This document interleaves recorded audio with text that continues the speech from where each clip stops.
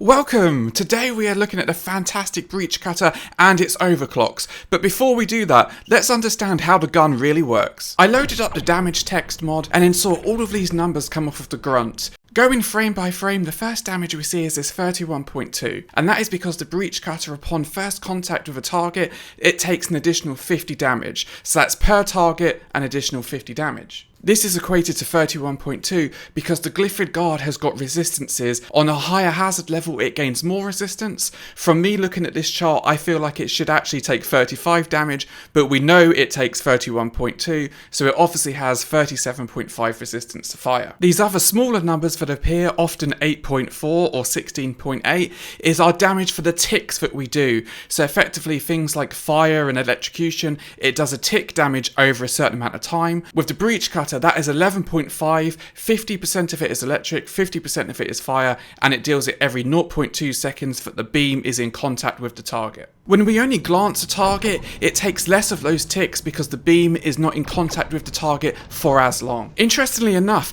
as I was trying to get these glancing hits, I also sometimes got a 62.5 damage, which I actually think is it taking that 50 damage twice, so potentially because I'm hitting both of its legs. This is interesting, but not something that we can tangibly gain each time we fire. I've started with this information because understanding it frames the debate about whether you have more ammo or more damage. Lots of the breach cutter overclocks is a trade-off between ammo, so this factors into that conversation. Let's also have a really quick look at our range options. The projectile velocity is 10 meters per second, and we basically have a choice between 1.5 seconds or 3 seconds, so that is either going to be 15 meter range or 30 meter range, as we can see in these clips here. There is also an overclock which adds 0.5 seconds of projectile time, so that's an additional 5 meters depending which option you use. Extra range comes at the cost of magazine size. Now I find the range is just always helpful. Too many times with less range you try to shoot at, say, the spitball in this example, and you don't actually deal any damage because you haven't had the range. More often than not, I find 1 or even 2 shots is perfectly acceptable with the breach cutter. I don't see any reason normally that you'd need to go up more than that.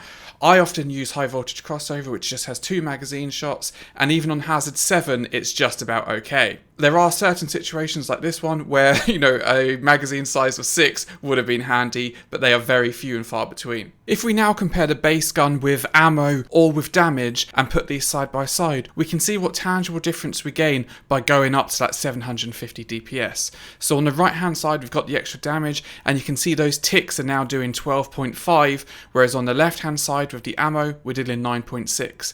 Interestingly enough, that 50 fire damage deals 41.7, and it still does 41.7 whether you have extra damage or not. We can see that it's 3 shots and we've killed a Praetorian, whereas on the left hand side it's still alive. But keep in mind, if you go up to 4 players, even 3 shots isn't going to kill a Praetorian, it's going to have extra health. The extra damage also does not one-shot a guard, although if you also apply Plasma Trail, it will eventually one-shot the guard with the Plasma Trail damage. I often see these numbers on the forums to justify why people take the extra damage because the extra ammo doesn't have enough of an offset. We also need to factor in resupplies though, so you're going to be getting less ammo per resupply. For me personally though, these numbers don't represent the whole story because we need to factor in that 50 fire damage. Now let's just take an example that we say we hit 5 guards. That's an additional 155 damage. Over 21 shots, that's 3,255. If we've got less ammo, we're doing that 50 damage less often, that's potentially 2,325. That also isn't even considering if we've got explosive goodbye, if we've got plasma trail, if we hit more targets, but also with the breach cutter, we probably want to make sure we've got more ammo so we always have it in reserve for when we need it when we're getting overwhelmed. Every shot fired has a huge potential for extra damage, skewing those original numbers often used on the forums. This is why I always generally say take extra ammo, and this is going to impact our overclock choices later on. Talking about Explosive Goodbye and Plasma Trail, let's compare them quickly. Explosive Goodbye, we need to micromanage it, we need to fire and then manually press left click to explode it. It deals 40 damage in the area, which translates to 33.3 against this Praetorian, and then it also deals a higher tick damage, that's 6.7 whilst the Praetorian is in the area. Plasma Trail does less damage, but it's more consistent. We can just fire and forget, and therefore we then know that we've got that Plasma Trail, so we can spam it across and not have to worry worry about micromanaging it. This is why I personally take Plasma Trail. It does extra DPS and I don't need to micromanage it. Triple Split Line potentially can deal more DPS because it's going to be in contact with targets for longer and give more opportunity to provide those ticks of damage. In this example, we can see I've got the exact same build. This is the damage and the Plasma Trail one that we saw earlier where it killed the guard in one shot, but on the left hand side I've only winged the guard. Now with Triple Split Line we can see that actually you have more chance of dealing that full DPS potential of the beam. I personally take Plasma Trail for the extra utility of taking out swarmers like in this example, and that I can fire and forget and still deal that additional DPS if my hits land cleanly. Starting to look at overclocks now, and a simple comparison is our two clean ones, lightweight cases versus strong plasma current. This basically goes back to our ammo debate from earlier, and I still consider more ammo is going to be better. I did run various tests to see whether stronger plasma current with this additional damage plus potentially taking that extra damage would say kill a guard in one hit without the use of Plasma Trail, but I just couldn't justify a use case for taking the amount of hit in ammo for that additional DPS. For me, lightweight cases with the additional ammo is just so good. That ammo is always going to be handy, whereas with stronger plasma current it just doesn't bring enough to the table. I wonder if it would be better positioned if it say had a wider beam and did less friendly fire damage, whether that would be more interesting. This is just going to be a super quick section on roll control. Basically, if you hold down left click it will continue to spin, but when you let go of left click it will then be locked into that angle. Lots of people say this is great for say Bacteria Plague maps, especially if you take Triple Split Line. For me this requires micromanagement. It doesn't gain some of those extra benefits that other overclocks do.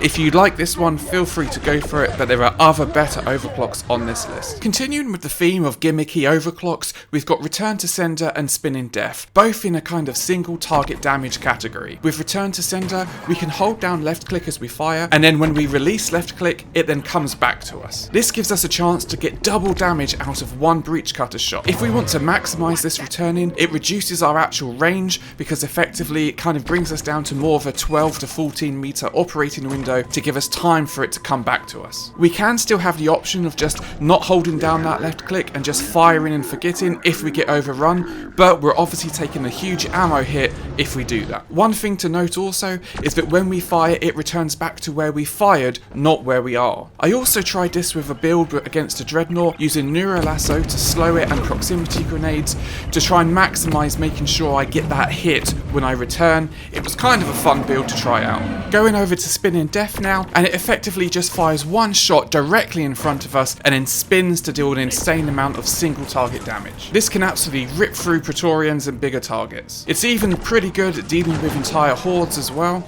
Ideally where this shines is to try and use it on Dreadnoughts, although Dreadnoughts moving around can cause issues. I tried pairing this similar with the Return to Sender with Neuro Lasso and proxy grenades, and sometimes it worked to great success. When you miss with a shot or you don't completely maximise it, it can feel really awful. Spinning Death only has 10 maximum ammo, so literally missing one shot, that's 10% of your ammo gone, and you haven't really achieved what you wanted from it. It can be really fun to use these overclocks and abuse those gimmicks, but I could really feel the lack of consistency, let alone if we consider this ammo drop as well. It's a big ask to take these overclocks, especially when we consider our last two that we're going to have a look at. On paper, both these overclocks seem to do something similar, applying the damage over time. High Voltage Crossover has that utility with the slow being electrocution. Inferno, that damage over time is stronger, but takes longer to deal more damage. Both have a downside. With High Voltage Crossover it's going down to a magazine of 2 compared to the magazine of 3 on Inferno. This can definitely be managed on Hazard 5. Armor break is an issue when it comes for Inferno. With High Voltage Crossover at tier 4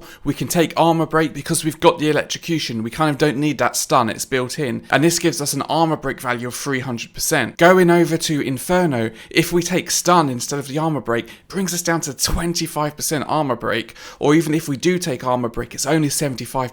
We can see this armor break here in action with this guard. We've taken off a load of its armor. This can help ourselves or our allies. And if we put a Praetorian side by side, we can see one shot with the High Voltage Crossover and we've stripped all of that armor. Applying something a little bit more dangerous, and let's look at a Lacerator.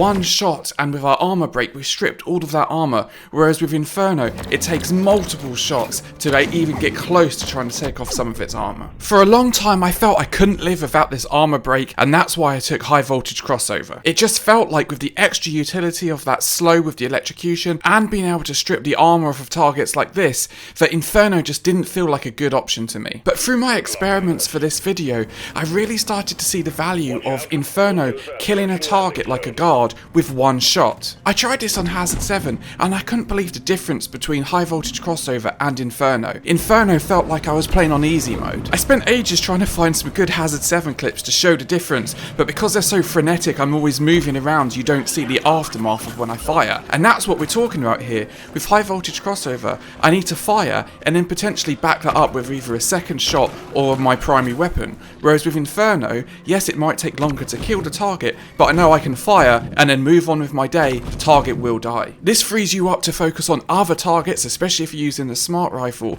but also it's going to stop that threat overwhelm where instead of then having a target come back at you later on, you know it's going to be dead. Part 1 of my challenge goes over my fails and I'm using high voltage crossover, whereas part 2 I succeed using Inferno. So bringing all of this data together, and in my opinion this is where we land, with roll control and stronger plasma current down the bottom of this list, just not really bringing enough to the table to warrant their position compared to other ones. Spinning Death and Return to Sender, they can be really fun to use, but that gimmick, you know, it's going to be hard to really maximize it each time, and you take a huge ammo hit. I've used high voltage crossover for so long and I still rate it really highly, bringing that utility to your team, but I can't forget how good Inferno is on Hazard 7, so I need to do some more testing, but at the moment I've got it in that lower position, whereas Inferno, it's just so good at dealing with those hordes, and lightweight cases is just always going to be a good option for that +3 ammo. These are all just my opinions, you need to play what you enjoy playing, and thank you so much for watching, I'll see you next time.